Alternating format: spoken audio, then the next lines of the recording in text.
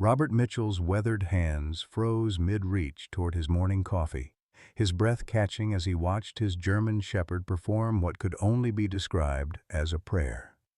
Ranger sat motionless before Sarah's photograph, head bowed in perfect stillness for exactly 7 minutes, the precise duration of his wife's final breath 18 months ago. This wasn't normal dog behavior. The coffee cup slipped from Robert's trembling fingers, shattering against the kitchen floor as ceramic fragments scattered like his shattered understanding of reality. His neighbor, Mrs. Patterson's scream pierced the morning silence from her kitchen window next door, her face pressed against the glass in disbelief. Robert's mind raced back to that snowy highway where he'd found Ranger bleeding and broken, remembering Sarah's final whispered words, "He'll find you when I can't." The contrast between that desperate night and this impossibly intelligent ritual sent chills down his spine. "Dear God," Robert whispered, his voice barely audible in the sacred silence. What kind of creature had he brought into his home? And why did Ranger's devotion feel less like animal instinct and more like divine intervention? Leave a like and share your thoughts in the comments, along with the city you're watching from now. Let's continue with the story. The memory of finding Ranger still haunted Robert Mitchell's dreams 18 months later. Highway 34 had been treacherous that October evening, autumn rain turning to sleet as he drove home from his weekly grocery run to town. At 67, Robert had learned to respect Colorado weather, but grief had made him reckless since Sarah's passing. The empty passenger seat where his wife of 43 years used to hum along to country radio now felt like a physical wound that refused to heal. Robert lived on 5 acres of scrubland outside Estes Park, a modest ranch that Sarah had chosen for their retirement. "Close enough to civilization, far enough from its noise," she'd said, her eyes bright with plans they'd never fulfill together. Now the property felt more like a prison than paradise, its silence broken only by the whisper of wind through pine trees and the distant call of hawks circling overhead. The morning routine had become Robert's anchor to sanity. Coffee at 6, toast if his stomach could manage it, then the long walk around the property that Sarah had insisted would keep him healthy. Ranger had transformed that solitary ritual into something almost sacred. The German shepherd moved with purpose through their daily patrol, his intelligent brown eyes constantly scanning their surroundings with an alertness that seemed almost military in precision. But it was Ranger's behavior around Sarah's belongings that first made Robert question what kind of animal he'd rescued. The dog treated her favorite rocking chair with reverence, never climbing on it despite claiming every other piece of furniture in the house. He would sit before her photograph each morning, head bowed in what could only be described as contemplation. Most unsettling of all, Ranger seemed to anticipate Robert's darkest moments with uncanny accuracy. The financial pressure had been mounting since Sarah's medical bills exhausted their savings. Robert's modest pension barely covered utilities and groceries, forcing him to ration his heart medication and consider selling the ranch. The stack of unopened bills on the kitchen counter grew taller each week, a paper monument to his failing ability to maintain the life Sarah had worked so hard to build for them. Mrs. Eleanor Patterson, his 78-year-old neighbor, had become an unlikely lifeline. The retired nurse lived alone in the cottage next door, separated from Robert's property by a narrow creek and 40 years of neighborly friendship. She'd known Sarah since their first day in Estes Park, and her concerned visits had increased since Ranger's arrival. "That dog's got something special about him," Eleanor would say, watching Ranger's careful attention to Robert's moods and movements. Sarah always believed in guardian angels. "Maybe they don't all have wings." Robert dismissed such talk as an old woman's fancy, but deep down he couldn't shake the feeling that Ranger's presence in his life was more than coincidence. The dog's timing, his intuitive responses, his almost supernatural ability to appear exactly when Robert needed him most.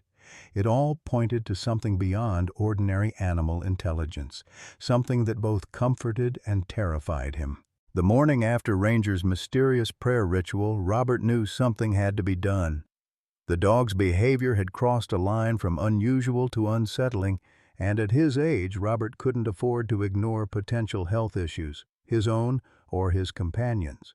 Dr. Patricia Williams had been Estes Park's only veterinarian for over 2 decades, a no-nonsense woman in her 50s who'd seen everything from rattlesnake bites to elk encounters. "Well, hello there, handsome," Dr. Williams greeted Ranger as Robert led him into the examination room.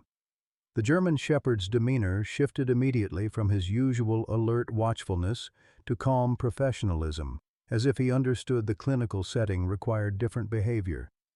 "How's our mysterious boy been doing since his last checkup?" Robert settled into the plastic chair beside the examination table, watching as Dr. Williams ran her experienced hands along Ranger's flanks. "That's what I'm hoping you can tell me, Doc." "He's been acting different lately, more than different, almost like he's trying to tell me something I'm not smart enough to understand." "What kind of behavior are we talking about?" she asked, checking Ranger's ears and teeth with practiced efficiency.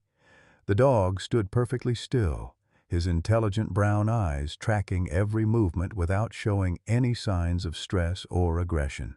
"He sits in front of my wife's photograph every morning for exactly 7 minutes, same time, same position, like he's praying." Robert felt foolish saying it, but Dr. Williams nodded thoughtfully, her fingers now probing behind Ranger's left shoulder blade. "Dogs are incredibly intuitive creatures, Robert. They pick up on routines, emotional states, even subtle changes in our behavior that we don't notice ourselves." She paused, her expression changing as her fingers found something beneath Ranger's thick coat. "Has Ranger ever been microchipped?" "Not that I know of." "Found him on the highway, remember? No collar, no tags, no previous owner information that I could track down." Robert leaned forward as Dr. Williams reached for a small handheld scanner. "Why? What are you feeling?" The scanner beeped immediately upon contact with Ranger's shoulder, displaying a series of numbers and letters that made Dr. Williams' eyebrows shoot up in surprise. She studied the readout carefully, then scanned the area again to confirm what she was seeing. "Robert, this isn't a standard pet identification chip." Her voice carried a gravity that made the hair on the back of his neck stand up. "These codes, they're military designation numbers, Department of Defense classification." The words hit Robert like a physical blow. "Military? You mean like a police dog?" "More than that." Dr. Williams scrolled through information on her computer, cross-referencing the chip's data with veterinary databases. "This coding system indicates specialized military working dog status, K9 Unit Designation Bravo, Psychiatric Service Classification, Level 3 Security Clearance." She looked up from the screen, her expression a mixture of amazement and concern. "Robert, Ranger isn't just any military working dog. He's been trained for advanced psychiatric intervention and crisis prevention." The examination room seemed to shrink around Robert as the implications sank in. All those moments when Ranger had appeared at exactly the right time, when he'd somehow known Robert needed comfort or distraction from his darkest thoughts, when he'd positioned himself between Robert and potential dangers. It hadn't been coincidence or even typical dog intuition. "Should I report this?" Dr. Williams asked carefully, her finger hovering over her phone. "The military might be looking for him." "A dog with this level of training represents a significant investment, not to mention the specialized skills he possesses." Robert's jaw tightened as protective instincts flared. "Doc, this dog's been with me for 18 months. He's healthy, he's happy, and he's got a good home. What do they want with him now?" Before Dr. Williams could respond, Ranger suddenly tensed, his body going rigid as steel. Through the clinic's front window, they could see the weekly flag ceremony beginning in the town square across the street. Every Tuesday at 10 o'clock, the VFW raised colors while a small crowd of locals gathered to pay their respects. Ranger's transformation was immediate and startling. Without any command from Robert, the dog moved to face the window, sat at perfect military attention, and remained motionless as the flag climbed the pole. His posture was precise, chest out, head high, eyes fixed on the stars and stripes catching the morning breeze. "Sweet Jesus," Dr. Williams whispered, her voice filled with awe. "Look at him." Robert watched in amazement as Ranger maintained his position throughout the entire ceremony. When the small crowd began reciting the Pledge of Allegiance, Ranger's ears perked forward as if he were listening to familiar words, his tail giving the slightest wag of recognition. Only when the ceremony concluded did he relax, turning back to Robert with what could only be described as satisfied pride. The silence in the examination room was deafening. Robert stared at his companion, this creature he'd thought was simply a lost dog, and realized he'd been living with a trained warrior whose loyalty and intelligence exceeded anything he'd ever imagined possible. The phone rang at exactly 7:30 that evening, just as Robert was settling into his worn leather recliner with Ranger stretched out beside the fireplace. The caller ID showed an unfamiliar Colorado Springs area code, and Robert's chest tightened as he reached for the receiver. After Dr. Williams' revelation about Ranger's military background, he'd been dreading this moment. "Mr. Mitchell?" The voice was young, male, and strained with barely controlled emotion. "Sir, I heard through some channels that you might have found a German Shepherd, a military working dog. His designation would be Bravo, but his real name is Ranger." Robert gripped the phone tighter, watching Ranger's ears perk up at the sound of the caller's voice even through the receiver. The dog was suddenly alert, his tail beginning to wag with an intensity Robert had never seen before. "Who is this?" Robert asked, though his heart already knew the answer would change everything. "Sergeant James Parker, sir. I was Ranger's handler for 3 years in Afghanistan, and I've been looking for him for 18 months. The young man's voice cracked with emotion. "Mr. Mitchell, I think I'm about to lose my mind if I don't find him soon." Robert closed his eyes, feeling the weight of the moment. "Son, what happened over there? How did Ranger end up bleeding on a Colorado highway?" "Helicopter crash during evacuation, sir. Medical transport went down in the mountains during a storm.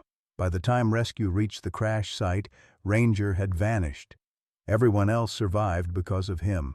He pulled 2 wounded soldiers from the wreckage before disappearing into the wilderness." The image formed in Robert's mind. Ranger, younger and driven by military training, saving lives even as his own world collapsed around him. Why didn't he stay with the rescue team?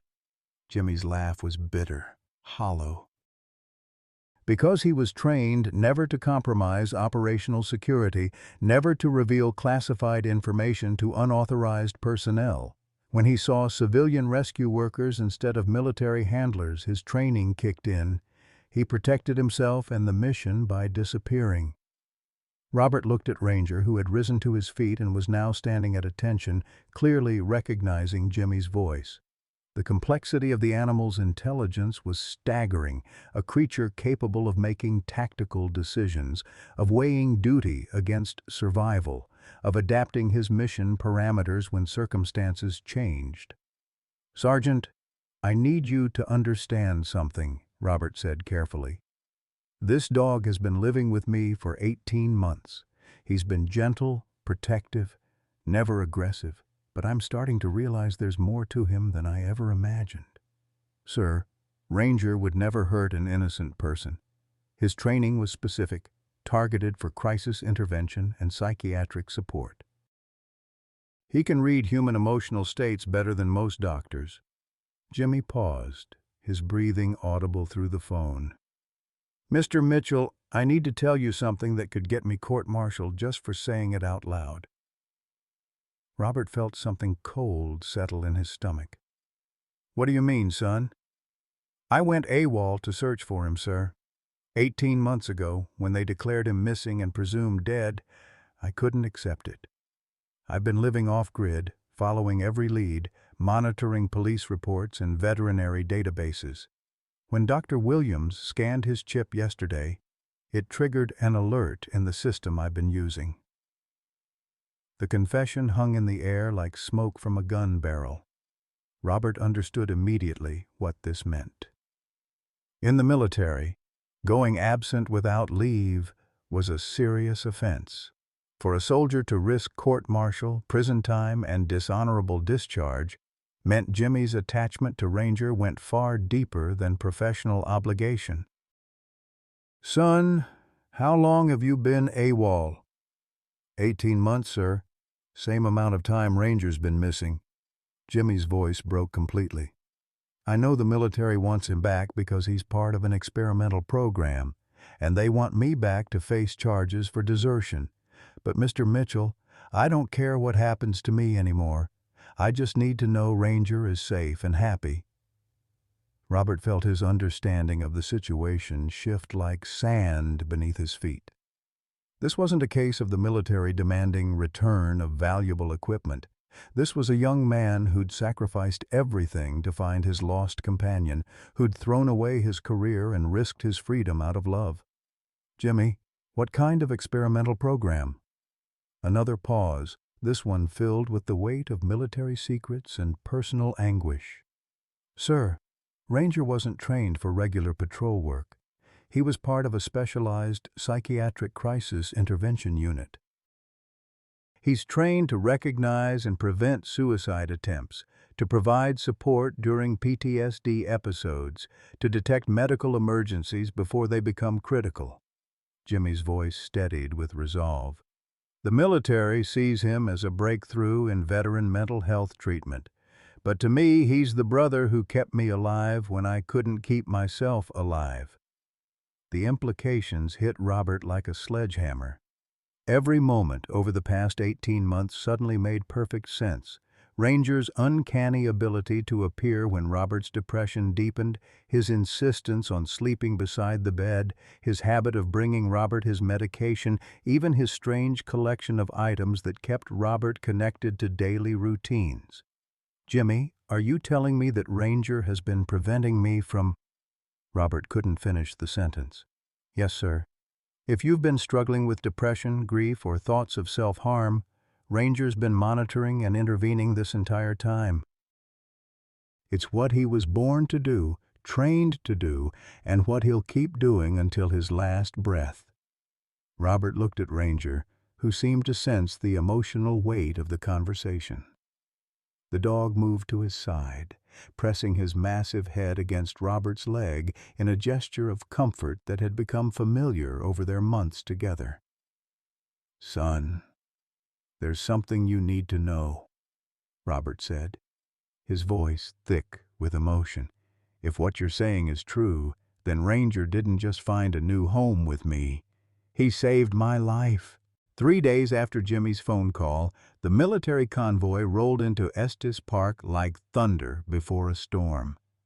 Robert watched from his kitchen window as 5 black vehicles formed a perimeter around his property, their occupants moving with the precise efficiency of a well-rehearsed operation. Ranger stood beside him, every muscle coiled tight as a spring, his transformation from household companion to tactical operative complete and terrifying. The lead vehicle's door opened, and a woman in military dress uniform stepped out. Colonel Patricia Hayes moved with the authority of someone accustomed to absolute obedience, her steel-gray hair pulled back in regulation style, her weathered face set in lines that suggested she'd seen too many difficult conversations. Behind her emerged Captain Mike Rodriguez, a younger officer whose by-the-book posture contrasted sharply with the nervous energy radiating from the third figure, Dr. Amanda Sterling, a military veterinarian whose kind eyes seemed at odds with her mission. Robert opened his front door before they could knock, Ranger positioned slightly ahead of him in a protective stance that left no doubt about the dog's priorities. The sight of the German Shepherd caused an immediate reaction among the military personnel. Hands moved instinctively toward sidearms, tactical positions shifted, and the entire dynamic of the encounter changed from bureaucratic to potentially dangerous. "Mr. Mitchell," Colonel Hayes said, her voice carrying the weight of authority and barely controlled impatience, "I'm Colonel Patricia Hayes, United States Army. You're harboring military property that belongs to the Department of Defense." "Colonel," Robert replied, his own voice steady despite the adrenaline coursing through his veins. "This dog isn't property. He's family." Ranger's low growl rumbled through the morning air, not quite aggressive but unmistakably warning. The sound made Captain Rodriguez take a half-step backward, his hand resting on his holstered weapon. "Sir, that animal is trained for advanced tactical operations," Rodriguez said, his voice tight with tension. "He's been classified as a high-value asset with specialized capabilities that make him potentially dangerous in civilian environments." Robert felt cold anger building in his chest. "Son, you're standing on my property, calling my companion dangerous with your hand on your gun.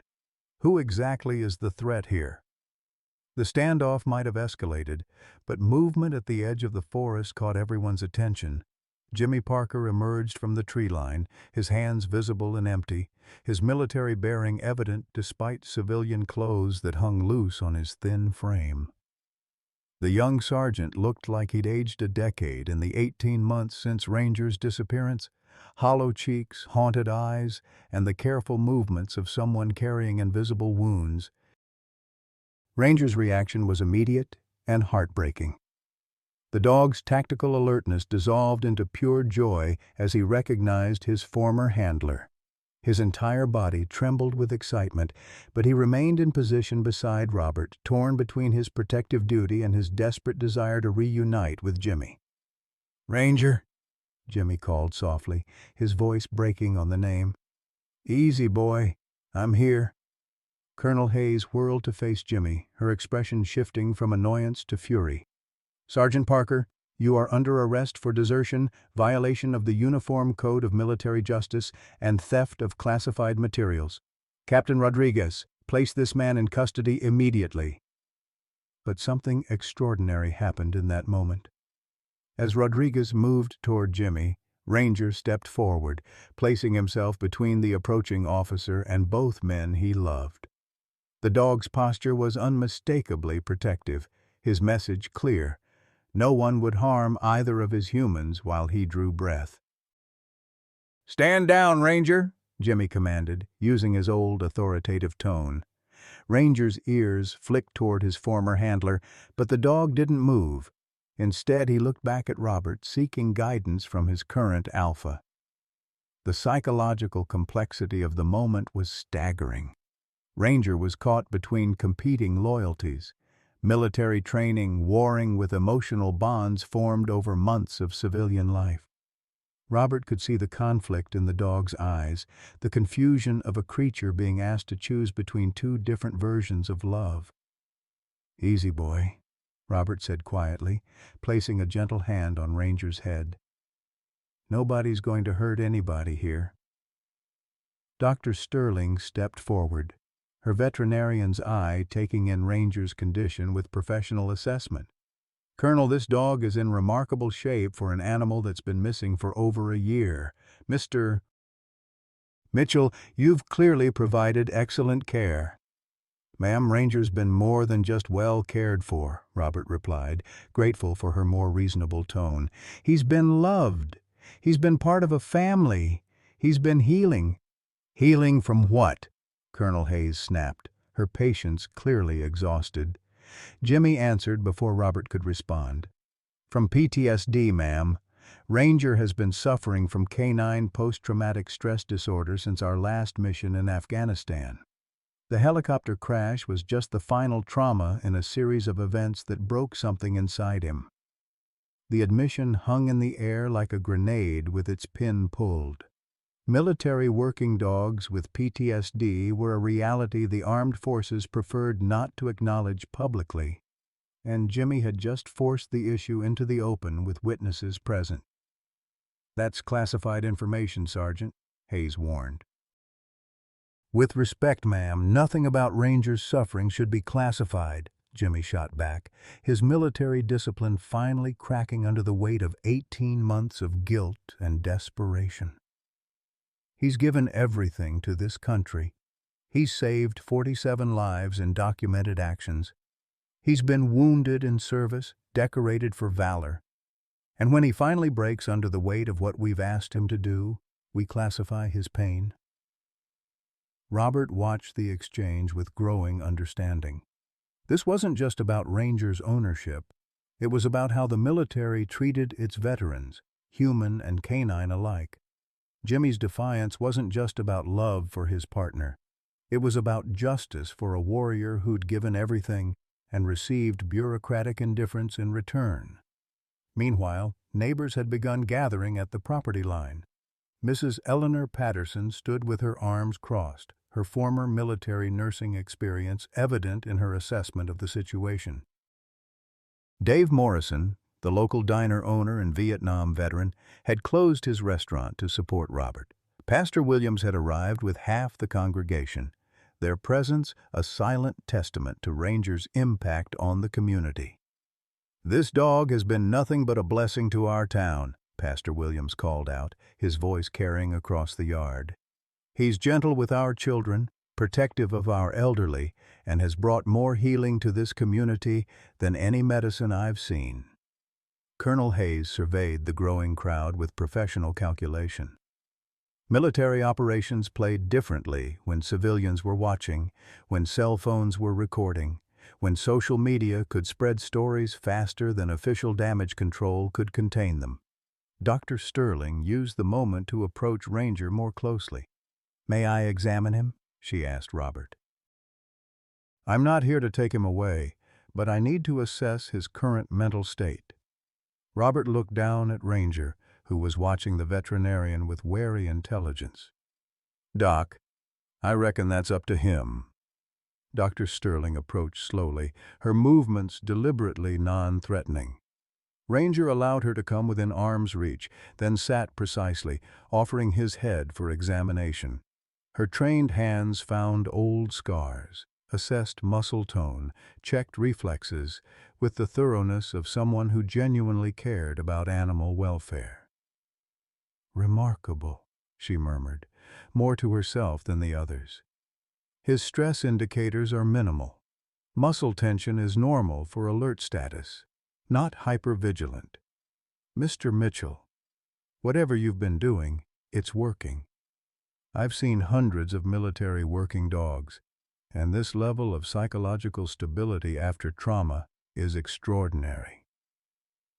I've been treating him like family instead of equipment," Robert replied pointedly. The comment struck home. "Dr. Sterling's examination revealed a dog in excellent physical condition, emotionally stable, and clearly bonded with his civilian caretaker. Her professional assessment was undermining the military's narrative that Ranger was dangerous and needed immediate retrieval." Colonel Hayes stepped closer to Robert, her voice dropping to a more personal tone. "Mr. Mitchell, I understand your attachment to this animal, but you don't comprehend what's at stake here. Ranger represents years of specialized training and millions of dollars in development costs. More importantly, he possesses knowledge and capabilities that could save countless military lives." "Colonel," Robert said quietly, "I've been a soldier. Korea, 1952 to 1954. I understand duty, and I understand sacrifice, but I also understand that some things are more valuable than money or strategy. This dog chose to stay with me when he could have returned to military service. Maybe that should tell you something about what he needs." The revelation that Robert was a veteran changed the dynamic entirely. Colonel Hayes studied him with new interest, recognizing the bearing and language of someone who'd seen combat. Jimmy straightened with respect, and even Captain Rodriguez's aggressive posture softened slightly. "You never registered with Veteran Services," Dr. Sterling observed, checking something on her tablet. "Why?" Robert's jaw tightened. "Came back from Korea to a country that didn't much care about that war. Learned to take care of myself and not ask for help I wasn't going to get." The pieces were falling into place for everyone present. Ranger hadn't randomly chosen Robert as his new family.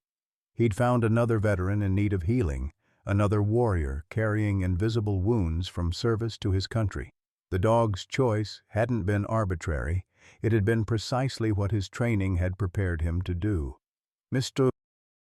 Mitchell," Colonel Hayes said, her tone shifting from authoritative to almost pleading, "I lost my son in Afghanistan. Lieutenant Mark Hayes, 23 years old, died because the promised psychiatric service dog never arrived at his forward operating base. He took his own life 3 days before his scheduled rotation home."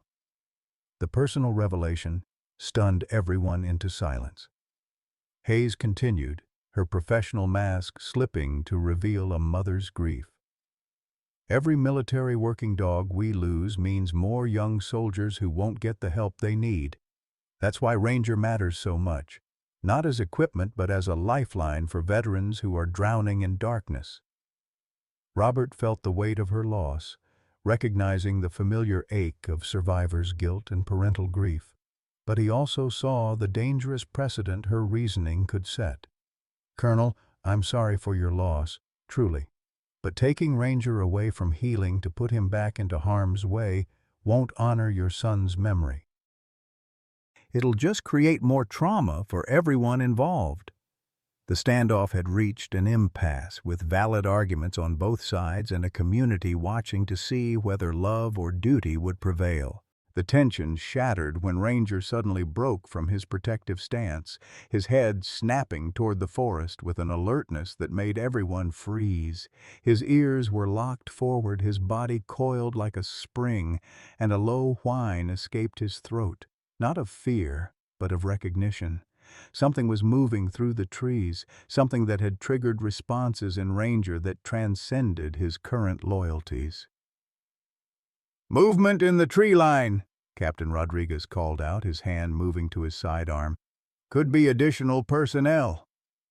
But Jimmy Parker was already moving, his face pale with understanding. "No," he whispered. Then louder, "No, they followed me here." Before anyone could ask what he meant, figures emerged from the forest, not military personnel, but a family moving with the desperate caution of people who'd been running for too long. A man in his 30s carried a small child while a heavily pregnant woman struggled to keep pace beside him. Their clothes were worn, their faces gaunt with exhaustion, and their eyes held the haunted look of refugees who'd seen too much. Ranger's transformation was immediate and startling. The tactical operative dissolved, replaced by something Robert had never seen before. A gentle protector moving toward the family with purpose that transcended training.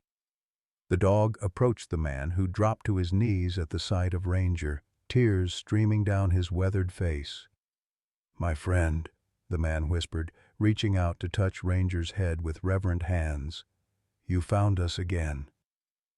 The pregnant woman swayed on her feet, and Ranger immediately positioned himself as a brace, supporting her weight with his strong frame. The child, a girl of perhaps 8 years old, buried her face in Ranger's fur, her small body shaking with relief. "Jesus Christ," Jimmy breathed, understanding flooding his features. "This is where you've been? This is who you've been protecting?" Colonel Hayes stared at the scene in bewilderment, her tactical assessment struggling to process this unexpected development. "Sergeant Parker, explain what's happening here." Jimmy's voice carried the weight of terrible knowledge as he responded. "Ma'am, this is Michael Thompson and his family. They were reported missing from a domestic violence shelter in Denver 10 months ago. The police assumed they'd fled the state, but Ranger found them." Dr. Sterling stepped forward, her medical training taking precedence over military protocol as she assessed the pregnant woman's condition. "This woman needs immediate medical attention. How far along is she?" Michael struggled with words, his voice hoarse from months of whispering. 9 months. The baby's coming soon. Ranger, he's been keeping us safe, bringing us food, protecting us from—" He gestured vaguely toward the wilderness. "From everything." The revelation hit everyone present like a physical blow. Ranger hadn't abandoned his post or lost his sense of duty. He'd expanded his definition of mission to include protecting civilians who needed his help. For 10 months, he'd been conducting a solo humanitarian operation, keeping a family alive in harsh wilderness conditions while evading someone who meant them harm. "Where have you been living?" Robert asked gently, his heart breaking for what this family had endured. Michael pointed toward the dense forest. "Old cabin, maybe from mining days. Roof's mostly gone, but Ranger showed us how to fix it with branches and tarps. He brings us rabbits, fish from the stream. When Linda got sick, he brought her plants that helped with the nausea. He taught Emma which berries were safe to eat, how to find clean water."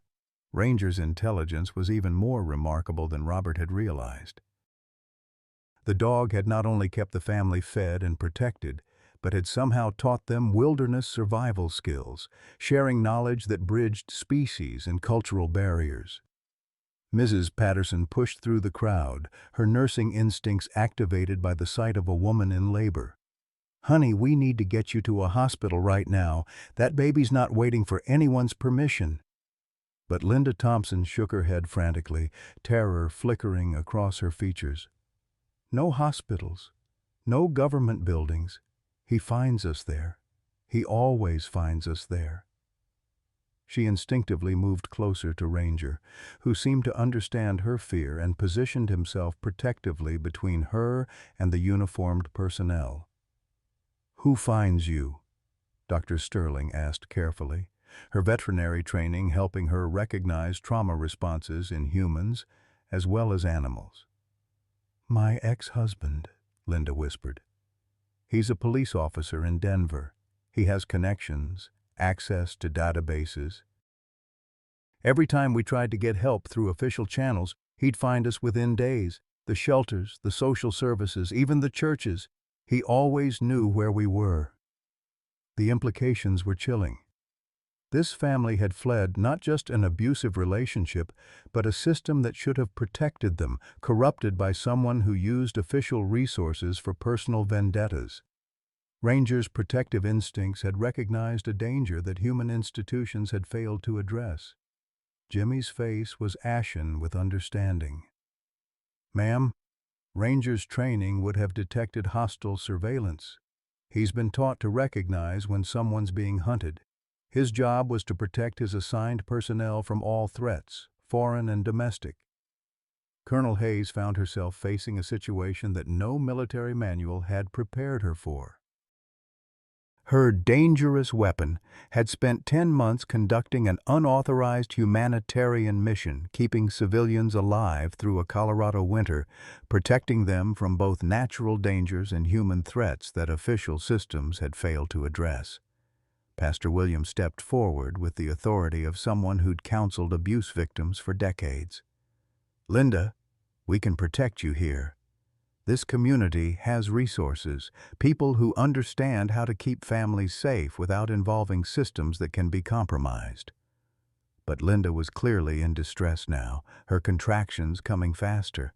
Ranger seemed to sense the urgency, his whines becoming more insistent as he looked between the family and the assembled humans, clearly expecting someone to take action. Dr. Sterling made the decision that would define the next phase of this extraordinary situation. "Colonel, I'm invoking medical emergency protocols. This woman needs immediate hospital care, and this family needs protection. Whatever our policy issues with Ranger are secondary to saving lives." The sound of approaching vehicles interrupted any response. 3 more cars were racing up the mountain road toward Robert's ranch. A sheriff's patrol car, an ambulance, and a black sedan that made everyone tense with its official government appearance. "That's Sheriff Morrison," Mrs. Patterson said with relief. "Dave must have called when he saw the military vehicles." But it was the occupant of the black sedan that made Jimmy Parker go rigid with fear. A tall man in an expensive suit emerged, his badge visible even from a distance, his demeanor carrying the aggressive confidence of someone accustomed to getting his way through intimidation. "Detective Richard Thompson, Denver Police," the man announced, his voice carrying across the yard. "I'm here to retrieve my wife and children, who were illegally removed from my custody." Linda Thompson's scream of terror pierced the mountain air. She collapsed against Ranger, who immediately went into full protective mode, positioning his body between her and the approaching threat. Emma clung to her mother while Michael stepped forward, despite his obvious fear. "You have no jurisdiction here," Michael said, his voice shaking but determined. "We have a restraining order." Detective Thompson's laugh was cold and professional. "Restraining orders are just paper, son, and I have friends in every county in Colorado. Your little game ends now." The confrontation that had begun as a dispute over military property had suddenly become something far more dangerous. Ranger was no longer caught between competing loyalties. He'd identified a clear threat to the family he'd been protecting, and his response was immediate and decisive. The German shepherd's growl was unlike anything Robert had ever heard from him, low and menacing, and filled with the promise of violence if necessary. This wasn't the confused animal torn between handlers. This was a warrior who'd found his true enemy. Sheriff Morrison approached with his hands visible and his voice calm.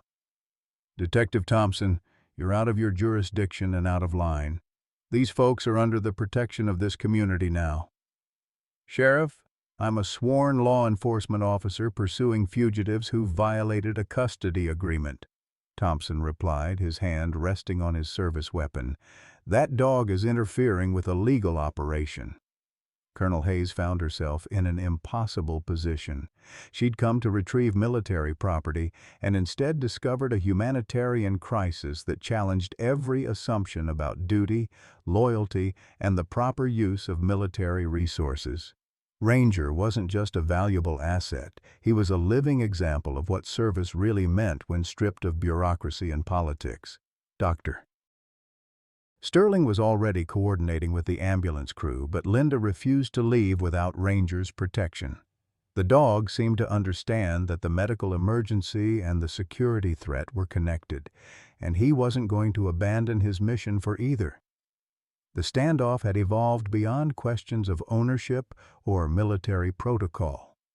Now it was about fundamental issues of justice, protection, and whether institutions would support or betray the vulnerable people they claimed to serve. Robert looked at Ranger, seeing not just a military working dog or even a beloved companion, but a moral compass that had guided them all toward a moment of truth that would define what they really stood for. The situation exploded into chaos when Detective Richard Thompson made his fatal mistake. Seeing Linda Thompson's obvious labor distress and the community rallying around his victims, he decided to assert control through the one method he'd always relied on: intimidation and force. "That's enough," Thompson snarled, drawing his service weapon. "I'm taking my family home, and anyone who interferes will be charged with obstruction of justice." The moment the gun appeared, Ranger's military training overrode every other consideration. The German shepherd launched himself between Thompson and the pregnant woman with a speed and fury that shocked everyone present. Thompson, startled by 80 pounds of enraged canine intelligence, stumbled backward and fired a wild shot into the air. The gunshot sent the crowd scattering, but Ranger didn't retreat. Instead, he positioned himself in a perfect tactical formation, protecting the Thompson family while keeping Thompson pinned behind his patrol car. The dog's growl was continuous now, a sound that promised death to anyone who threatened his charges. "Ranger, no!" Jimmy shouted, recognizing the signs of his former partner entering full combat mode. "Stand down!" But Ranger wasn't responding to military commands anymore. He was operating on something deeper than training, a moral imperative that transcended human authority. Linda Thompson was in active labor, her children were terrified, and a dangerous predator was threatening to drag them back into hell. No amount of shouting or protocol was going to make him abandon that mission. Colonel Hayes found herself in the worst possible situation. Her military asset was engaged in aggressive action against a civilian law enforcement officer, creating an incident that could end careers and trigger federal investigations. But she was also watching a demonstration of everything the military claimed to value: courage, loyalty, and protection of the innocent. "Detective Thompson, holster your weapon," Sheriff Morrison commanded, his own gun drawn but pointed at the ground. "This situation is escalating unnecessarily." "That dog is a threat to public safety," Thompson screamed, his professional composure cracking under the pressure of losing control. "I want it destroyed immediately." The word destroyed triggered something primal in everyone present. Robert stepped forward, his own military bearing evident as he faced down the corrupt cop who'd terrorized an innocent family for months. "Son, that dog has shown more honor in 10 minutes than you've shown in your entire career," Robert said, his voice carrying the authority of a man who'd seen real combat. "The only threat to public safety here is you." Dr. Sterling was trying to coordinate medical care for Linda while the standoff continued. "We need to get her to the hospital now," she called out. "This baby isn't waiting for anyone to resolve jurisdictional disputes." But Linda refused to move without Ranger's protection, and the dog wouldn't abandon his post while Thompson remained a threat. The medical emergency was becoming critical, but the security situation made treatment impossible. That's when 8-year-old Emma Thompson did something that broke everyone's heart and changed everything.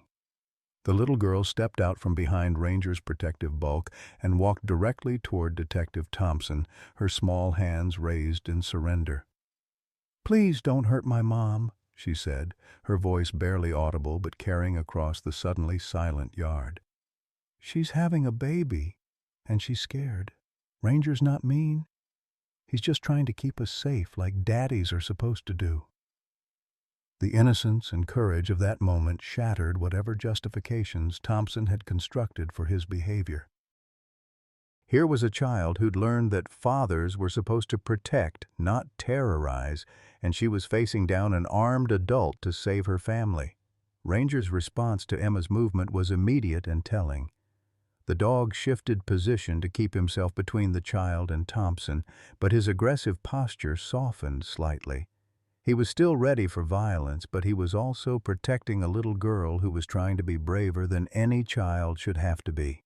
"Emma, get back here," Michael Thompson called, his voice breaking with fear for his daughter. But Emma kept walking toward the detective who'd made their lives hell. "My real daddy isn't mean like you," she said, her childish logic cutting through the adult complexities like a blade. "My real daddy wouldn't want to hurt people who are trying to help us." Detective Thompson's face contorted with rage at the child's rejection of his authority. He raised his weapon again, this time pointing it directly at Emma. "You little brat, I'll teach you to show proper respect." What happened next occurred in seconds but felt like an eternity. Ranger launched himself at Thompson with the full fury of a trained military assault dog, his jaws aiming for the gun hand. Thompson fired twice in panic, the shots going wide as he fell backward under 80 pounds of protective fury. The first bullet shattered Robert's kitchen window. The second found its mark in Ranger's left shoulder, spinning the dog around but not stopping his attack. Blood streaming from his wound, Ranger completed his mission. Thompson's gun went flying, and the corrupt cop found himself pinned beneath a wounded but still dangerous German shepherd. "Ranger!"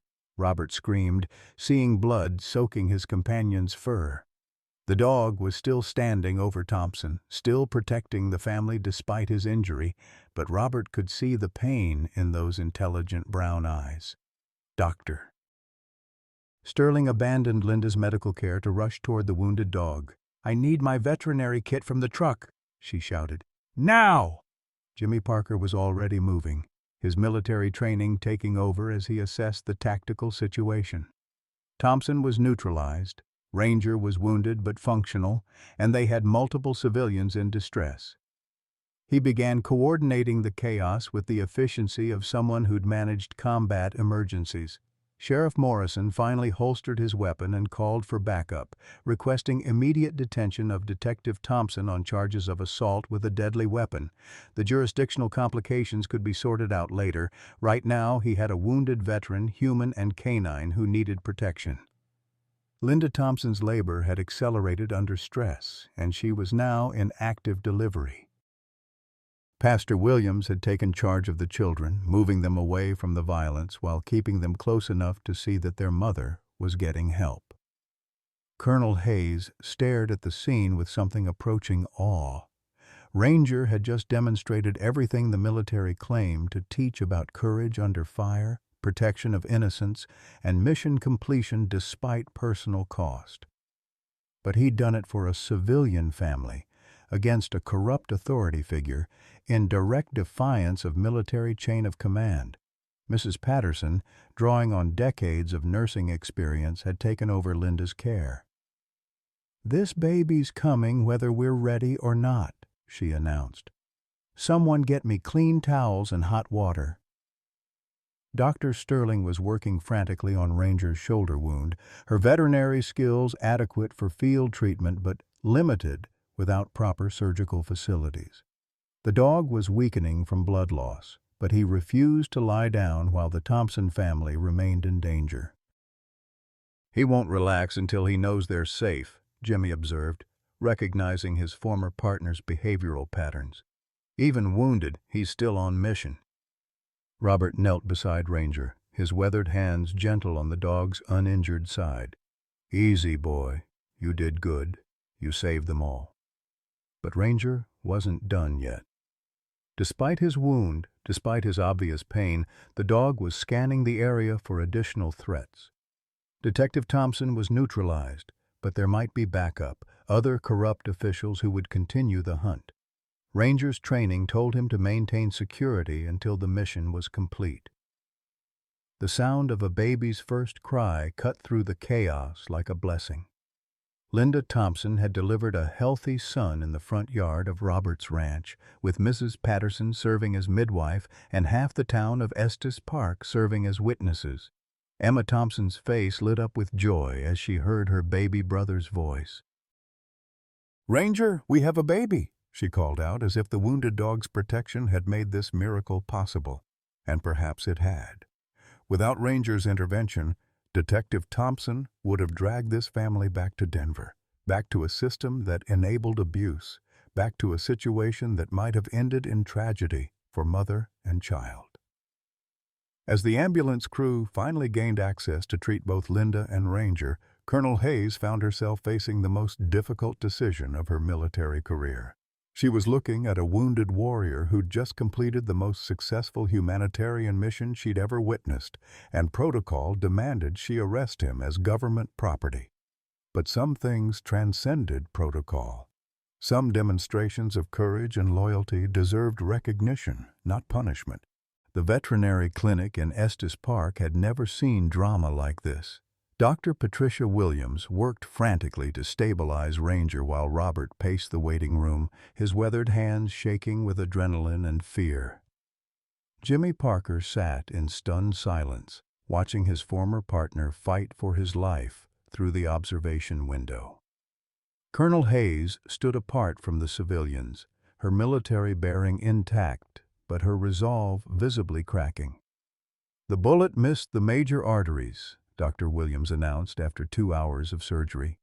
"But he's lost a lot of blood, and the trauma has triggered something I've never seen before in a military working dog." "What do you mean?" Robert asked, his voice hoarse with exhaustion. "His heart rate is dangerously elevated, not from the wound, but from stress. It's like he's running multiple emergency protocols simultaneously and can't shut them down. He's trying to protect everyone at once.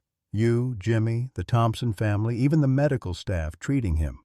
Dr. Sterling stepped forward, her own veterinary training helping her interpret the situation. It's called hypervigilance cascade.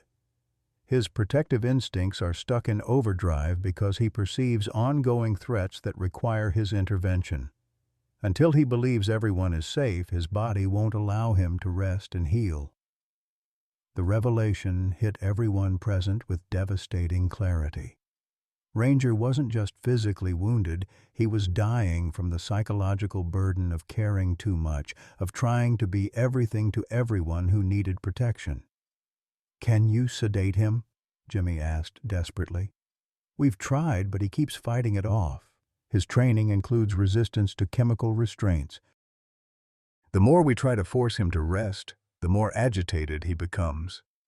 Through the window, they could see Ranger struggling against the IV lines, his eyes scanning the room for threats despite his obvious pain and weakness. Even wounded and confined, he was trying to maintain his protective duties. Robert pressed his palm against the glass, his heart breaking as he watched his companions suffer. He saved that family, and now it's killing him. "There's something else," Dr. Williams said quietly. "We found evidence of old injuries during surgery, multiple healed fractures, scar tissue consistent with explosive trauma, and signs of chronic pain that he's been hiding for years.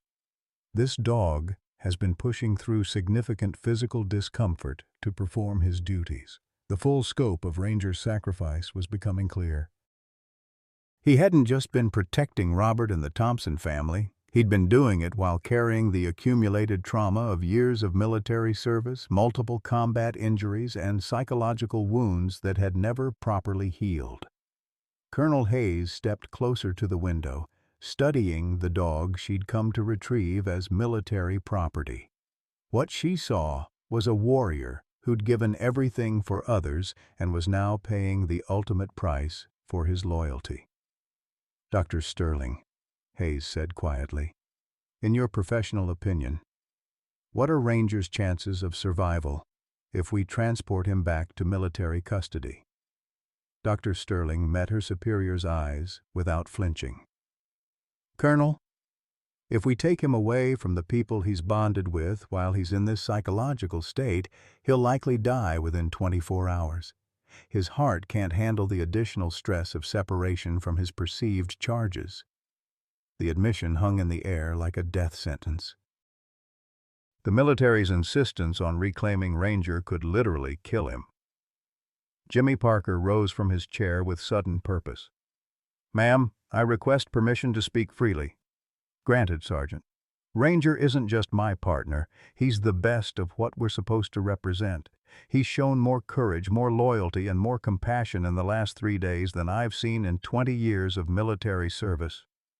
Jimmy's voice grew stronger as he spoke. "If we let bureaucracy destroy him after everything he's given, then we're not worthy of the uniform." Mrs. Patterson, who'd been quietly observing from the corner, stepped forward with the authority of someone who'd seen too many young soldiers broken by systems that failed them. "Colonel," she said, her voice carrying the weight of decades in military nursing, "I've treated hundreds of combat veterans, human and animal. What that dog has is survivor's guilt combined with hyper-responsibility syndrome. He believes everyone's safety depends entirely on him, and that belief is literally killing him."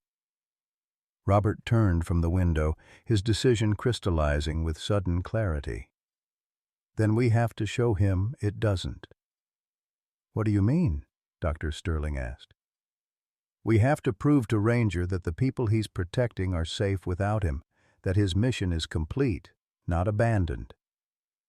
It was Jimmy who understood first. "A formal military retirement ceremony. If we can make him understand that he's completed his service with honor, that he's earned the right to rest, maybe his protective protocols will finally disengage." Colonel Hayes stared at both men as if they'd suggested something impossible. "Sergeant, military working dogs don't receive retirement ceremonies. They're equipment, not personnel. Then maybe it's time to change that policy, Robert said with quiet determination, because that dog in there isn't equipment. He's a veteran who's earned better from the country he served. Dr. Williams looked up from her computer screen where she'd been monitoring Ranger's vital signs. His stress levels are still climbing. Whatever we're going to do, it needs to happen soon. That's when the most unlikely alliance in military history began to form. Colonel Hayes, facing the choice between protocol and compassion, made a decision that would change everything. Dr. Sterling, draft a medical recommendation for experimental psychological therapy. Cite Ranger's unique service record and the unprecedented nature of his condition. Ma'am, what kind of therapy? A full military retirement ceremony with honors, conducted as psychiatric intervention to resolve combat-related hypervigilance cascade. Hayes's voice carried the authority of someone who'd found her moral compass. If it works, we'll have pioneered a new treatment protocol. If it doesn't, she looked through the window at Ranger's suffering form. At least he'll die knowing he was honored for his service.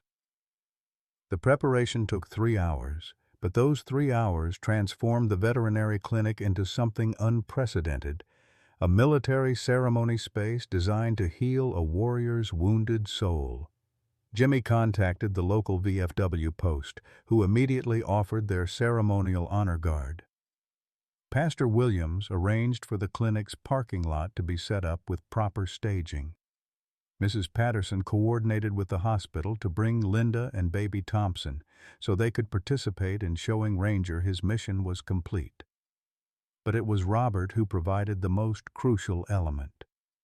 He went home and returned with a small wooden box that had sat unopened in his closet since 1954.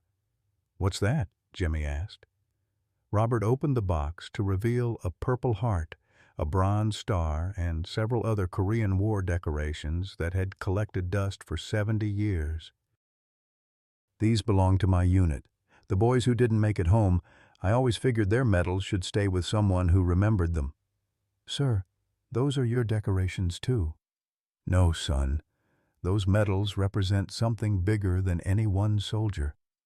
They represent the idea that service and sacrifice matter, that courage deserves recognition, and that some things are worth fighting for." Robert looked through the window at Ranger. That dog has earned the right to be remembered with heroes. Word spread through Estes Park like wildfire.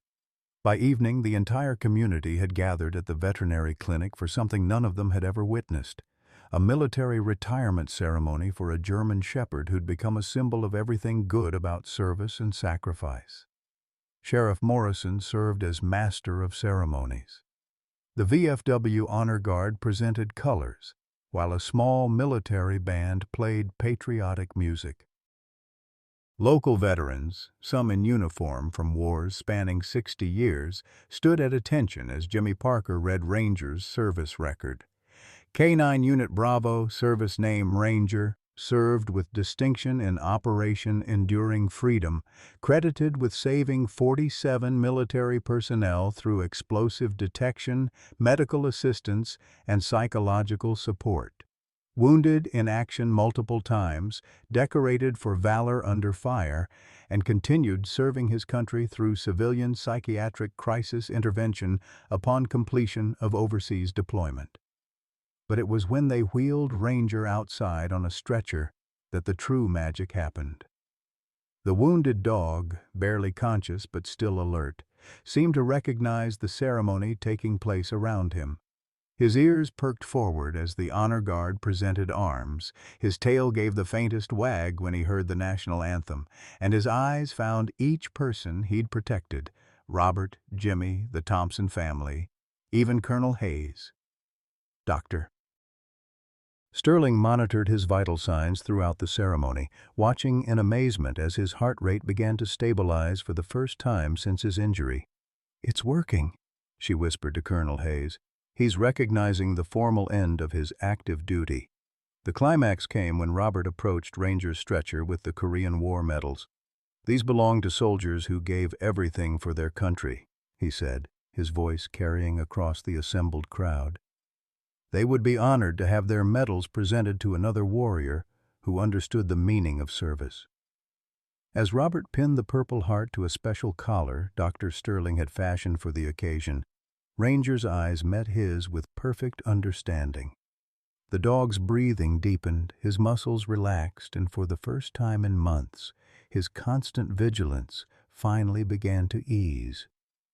"Mission complete, soldier," Jimmy said, tears streaming down his face as he gave Ranger one final salute. "You've earned your rest." Colonel Hayes stepped forward for the formal presentation. "By the authority vested in me by the United States Army, I hereby grant K-9 Unit Bravo, service name Ranger, an honorable discharge from active duty with full veteran benefits and the gratitude of a nation he served with distinction." The ceremony concluded with 21 bells tolling in honor of Ranger's service, but unlike a funeral, this was a celebration of a warrior who'd earned the right to live in peace. As the crowd dispersed and Ranger was wheeled back into the clinic for continued treatment, Dr. Williams checked his vitals one more time. "I don't believe it," she announced. "His stress indicators are in normal range for the first time since he was brought in. Whatever you did, it worked." Robert remained beside Ranger's recovery bed through the night, watching his companion sleep peacefully for the first time since the confrontation with Detective Thompson. The dog's breathing was steady, his heart rate stable, and his constant alertness had finally given way to genuine rest. "You did it, boy," Robert whispered, his hand gentle on Ranger's uninjured side. "You saved them all, and now you get to come home." 6 months later, Robert Mitchell stood on his porch at 3:47 a.m., but this time he wasn't alone in his vigil. Ranger sat beside him, no longer performing a mysterious ritual of grief, but sharing a moment of peaceful gratitude as they watched the sunrise paint the Colorado mountains in shades of gold and crimson. The German Shepherd's left shoulder bore a permanent scar from Detective Thompson's bullet, but his eyes held a contentment that had been missing during those early months of hypervigilance and hidden pain. The transformation of Robert's modest ranch had been nothing short of miraculous. What had once been 5 acres of isolation and despair had become Ranger's Haven, a pioneering facility that paired retired military working dogs with veterans struggling with PTSD, depression, and the invisible wounds of service. The old barn had been converted into comfortable quarters for visiting dogs and their new families, while Sarah's overgrown garden had been restored as a therapeutic space where humans and animals could heal together. Robert walked through the morning routine that had replaced his solitary grief with purposeful joy. The first stop was always the memorial wall that Jimmy Parker had helped him construct. Photographs and stories of military working dogs who'd given their lives in service, alongside pictures of the veterans they'd saved. Ranger would sit quietly before this display each morning, no longer in the rigid prayer position that had once worried Robert, but in comfortable remembrance of fallen comrades. "Morning heroes," Robert said softly, as had become his custom. "Another day to honor your sacrifice by helping the living heal." The sound of approaching vehicles interrupted the peaceful moment, not the ominous military convoy of 6 months ago, but the familiar convoy of hope that arrived each Monday morning. Dr. Amanda Sterling's veterinary van was followed by Jimmy Parker's pickup truck, loaded with supplies for the week's training sessions. Behind them came the transport van carrying 3 new arrivals, retired military working dogs beginning their transition to civilian life, and the veterans who'd been matched with them through the program's careful assessment process. Jimmy Parker had undergone his own remarkable transformation. The hollow-eyed deserter who'd risked everything to find Ranger had become the program's lead trainer and advocate. His experience with both sides of the human-animal bond, the desperate need for connection and the healing power of unconditional loyalty, made him uniquely qualified to guide other veterans through their own journeys toward peace. "Morning, Robert," Jimmy called out, his voice carrying none of the desperate anxiety that had characterized their first meeting. "We've got some special guests today." Dr. Sterling emerged from her van with the professional confidence of someone who'd found her true calling. Her research into animal-assisted therapy for combat veterans had revolutionized military medical protocols, and her partnership with Rangers Haven had produced success rates that amazed even her most optimistic colleagues. "How's our founding father doing this morning?" she asked, scratching behind Ranger's ears with the familiarity of someone who'd helped save his life. "Better every day," Robert replied, watching as Ranger greeted each arrival with the perfect balance of enthusiasm and dignity that had made him legendary among military working dog handlers. "He knows when new families are coming before I do." The first veteran to emerge from the transport van was Maria Santos, a 26-year-old former Army medic whose PTSD had left her unable to sleep through the night or trust anyone completely. Her assigned companion was Duke, a 7-year-old German Shepherd whose explosive detection work in Iraq had saved countless lives before an IED blast ended his career and left him with hearing damage that made traditional training methods ineffective. Robert watched the careful introduction with the eye of someone who'd witnessed dozens of these miraculous matchings. Maria approached Duke with the cautious respect of one warrior recognizing another, while the dog assessed her with the same intelligent evaluation that had once made Rangers so effective at reading human emotional states. "Take your time," Jimmy advised, his own experience informing every aspect of the process. He's been waiting for the right person, not just any person. The second pairing was equally profound. Harold Washington, a 63-year-old Vietnam veteran whose late-in-life PTSD diagnosis had cost him his family and his faith in humanity, was meeting Bella, a 5-year-old Belgian Malinois whose handler had been killed in Afghanistan, leaving her with abandonment issues that traditional rehoming couldn't address. But it was the third arrival that brought tears to Robert's eyes.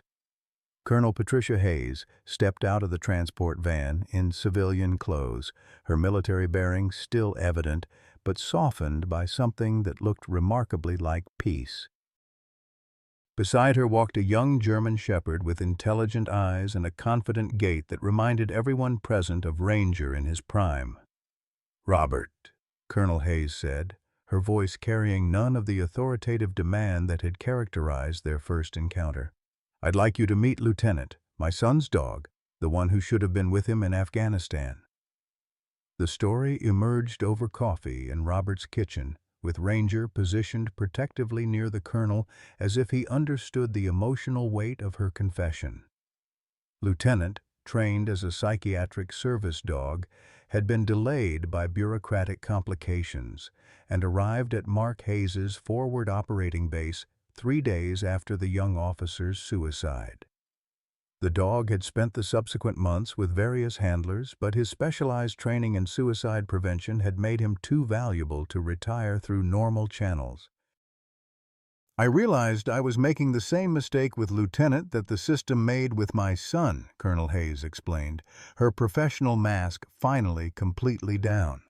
"Treating him like equipment instead of recognizing that he needed healing too." Dr. Sterling conducted the medical evaluations that had become standard for all program participants, but her assessments now included psychological profiles that would have been unthinkable in traditional military settings.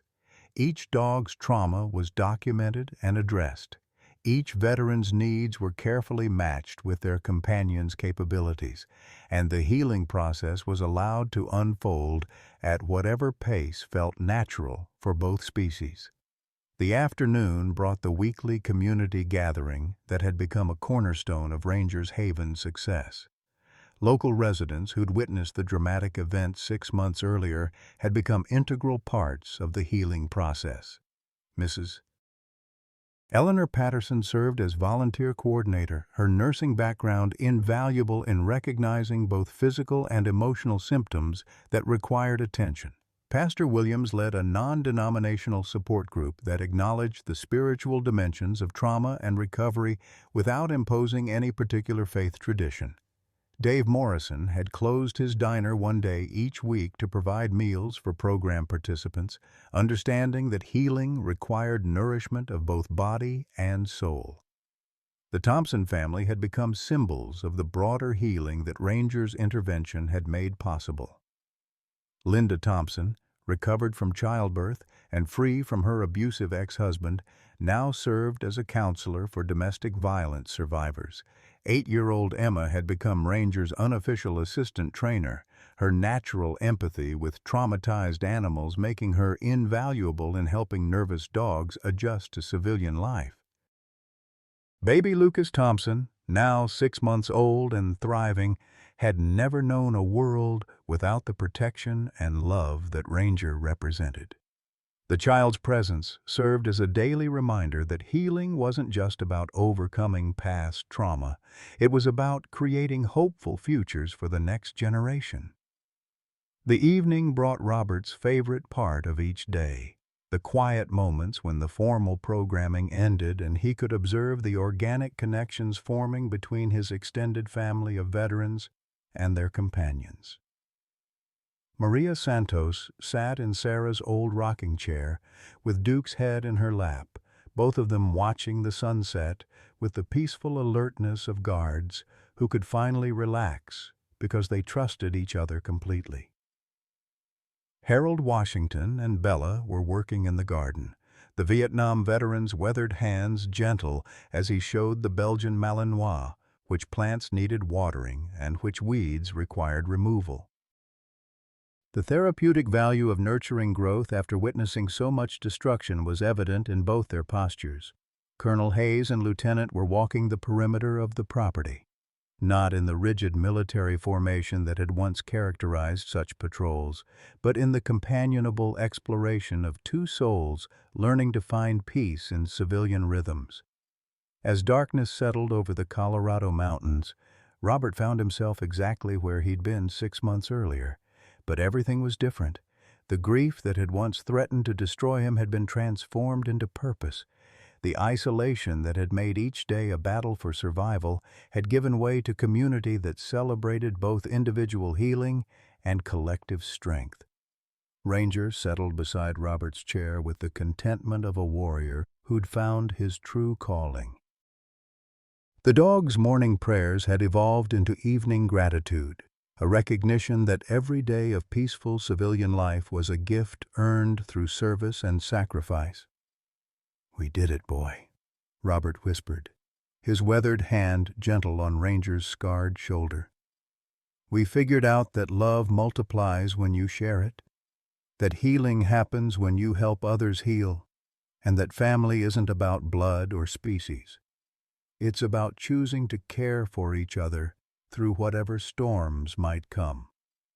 Ranger's tail thumped once against the porch boards, a sound that carried across the peaceful ranch like a benediction. Tomorrow would bring new challenges, new veterans seeking healing, new dogs needing purpose. But tonight, they could rest in the knowledge that they'd transformed tragedy into hope, isolation into community, and despair into the kind of love that truly was stronger than death. The last light faded from the mountain peaks, but the warmth of Ranger's Haven continued to glow, a beacon of proof that sometimes the most profound miracles come in forms we never expect, wear fur instead of halos, and teach us that the greatest service we can perform is simply refusing to let each other face the darkness alone.